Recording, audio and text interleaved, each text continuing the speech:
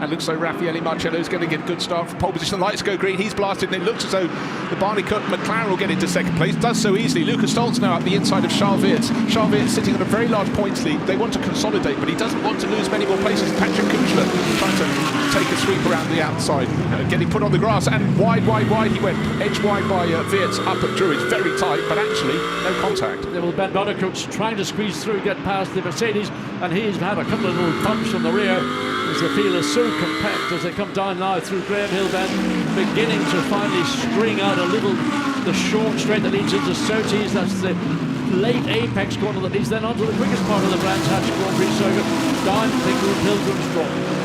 You could hardly put a piece of paper between all of the cars. Some are 2x2 as they approach Pilgrim's Drop. Side by side they go, but up front we've got to challenge Ben Barnicoat. A, past the Mercedes and wrap it over Timo Bogoslawski, but B, around the outside into Hawthorns. That is 2 points on the chart. So Lucas Stolz also trying, dearie me, up onto the curbing on the inside when Bogoslawski pushed Stolz wide, giving a chance for those behind. But up front, thank you very much for Ben Barnicoat. He looks like he's going to escape now. Yes, and again, but you can see what's happened, that the position that Lucas Stolz had just gained has been lost once again to Timo Bogoslawski, who's been having to defend heavily from Ben Barnicoat. That one's lost. Barnicoat's up the road and gone, but Lucas Stolz is still behind the 88 Mercedes, and he will want to execute a pass as quickly as possible to get clear. And of course, further back behind the Mercedes, we've got the 32 Audi. That was the car that was starting on the second, on the front of the grid with Charles Weerts behind the wheel. So still very tight. The Bentley running close behind the Audi into Paddock Hill Bend. Well, that's an extraordinary escape. 2.3, nearly 2.4 seconds to good for Ben Barnicoat. He was very upset to lose pole position. He's making amends now up the inside. Frank Bird showing that he really wants to get into the top 10. He started 12th and certainly making very good progress with Team WRT. He's up into about 8th place. Yes, it is 8th, and now he's gone past Buhaka. Chris Froggatt pressing on in the middle of the pack to Sky Tempesta racing his first race, despite being a British racer here at Brands Hatch. So it's super tight, apart from the gap between first and second, 2.8, 2.4 seconds, and stretching all the time. Just waiting to see what the gap is this time. Ben Barnicoat ahead of Bogoslawski. Would it be about 9 seconds? Just waiting to see. The race pace is still very strong at the front. It's 8.89 seconds, so getting close to 9 seconds. This is a fabulous run, a dream run for Barnicoat in the Jota McLaren. So who smashed the ball on the outside of the circuit? I'm afraid there can be no denying that was unfortunate for Alex Zarka. That's why he lost a position to Konstantin Terashenko in the 87 Mercedes. Said thank you very much. On the inside this time. Well, it was a better run last time. Last time he got the closest he'd been before. This time even closer. But look, the Bentley, it can't get its power down. He was pushed a little bit wide there. Great move by Fella, and he's going to hold it and gain that 5th place, gain the lead in the Silver Cup class. But if the Bentley goes wide, there's a challenge from behind for the Rinaldi Ferrari, getting very close. Looks inside, looks outside, and unfortunately for Patrick Kuchler, the door is closed. But unfortunately, it wasn't closed in time at Clearways. So it's a status quo for those two Mercedes. The Audi's trying to squeeze in between the 88 and the number 6.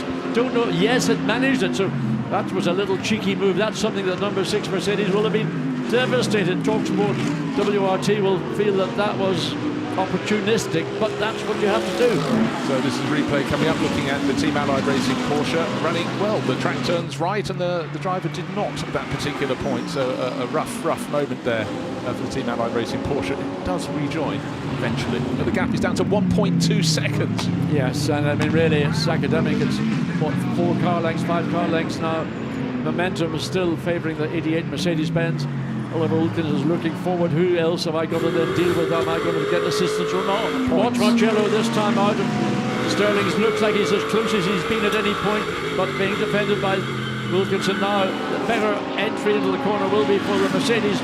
Runs wide on the exit. Wilkinson has to go wide because he's a tight line.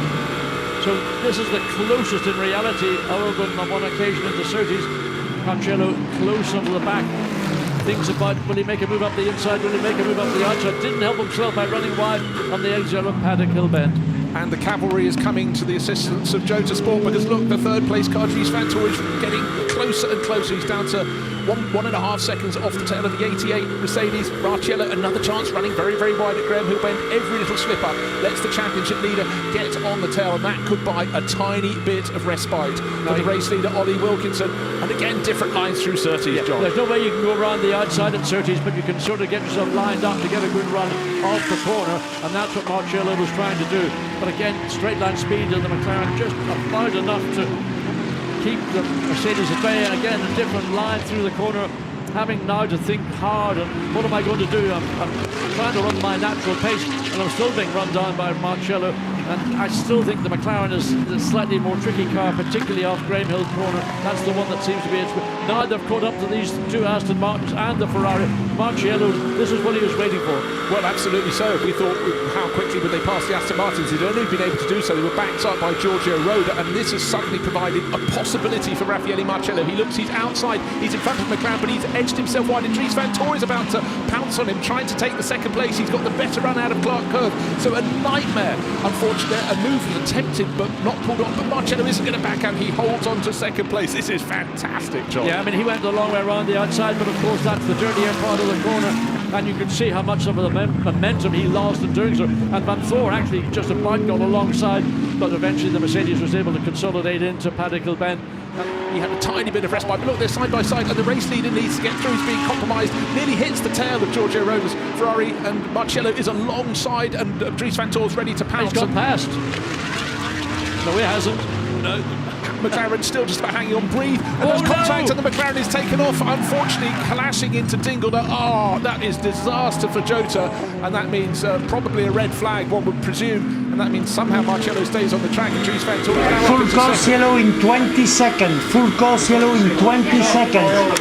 For Jota, you really have to feel from there. In fact, the first three were compromised enormously down there, and unjust returns for Roy Wilkinson, who drove a supreme race under enormous pressure. He's out of the car, but there's lots of damage to the barriers down there. And the car, of course, has gone over the barriers into the effectively what is a pops.